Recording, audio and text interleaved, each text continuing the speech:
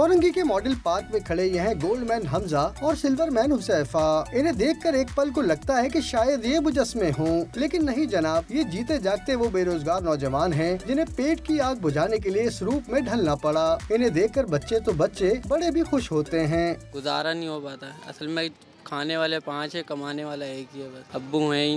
मेरी रूटीन ये होती है, स्टेचू बन के खड़ा हुआ होता हूँ मैं, तस्वीरें ले रहे होते हैं लोग मेरी। कभी 500 रुपये हो जाते हैं, कभी 1000 रुपये हो जाते हैं, ऐसे ही हो जाते हैं। गोल्ड मैन का रूप धारने वाला हमजा अपने काम से मुतमईन है और इसे आगे बढ़ाने का इरादा रखता है।